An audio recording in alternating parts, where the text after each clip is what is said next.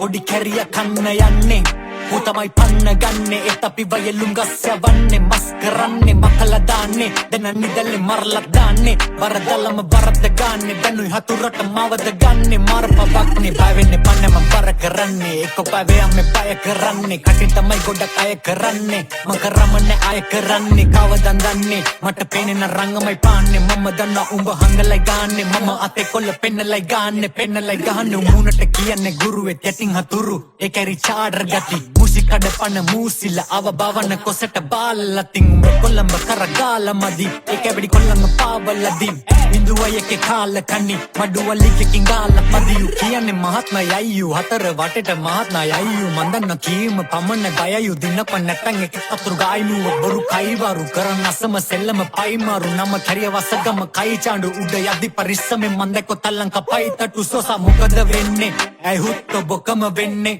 ඇයි ගමම ගඳ ගසන්නේ ආරංචි අපිට ඇතුළ පන්නේ කොටා පන්නේ එම එක ඇයි දැන් මෙව රංගන්නේ තෝ හිතුවද මෙබ බලන්තේ ගොඩගෙන පළු දෙක පලන්නේ මලකඩ මන්නේ ගිරිගස්මේ මරන්නේ අල්ල වගේ මුදු රෝසා ඇයි ගල වගේ බොරු ගෝසා එක පිටිම වුණත් සෝසා වෙනස් පැටිස් වෙනස් සමෝසා වැහි කල්ලුව අවට හෝගාන් යන වගේ පලතම හෝදා මේකේ රංගපු කැරිය තෝනං තෝ කරපු දේව කෝපං මේකේ පුතා මම ඉපදුනේ මේකට ගොනෙක් තමයි මේකනේ මගෙත් එක ගේමට අපිට පේනවා ඔබ ආස හේමට අවදානේ ගන්න ඩිස් කරන්නේ මට දෙයක් එම දන්න එන දේව ගන්න මේ ඩිස් නෙමේ ප්‍රැක්ටිස් කරන්නේ මම පරිස්සමේ රැටිස්සේ එහෙම යන්න පිස්සෙක්ද අවසන්නේ සතෙක් වගේ දන්න ඒ උඹ වෙන ලෙවල් මම ඉන්නේ බේර ලෙවල් නුඹ දන්නේ මට විනිවිද පේන දෙපල්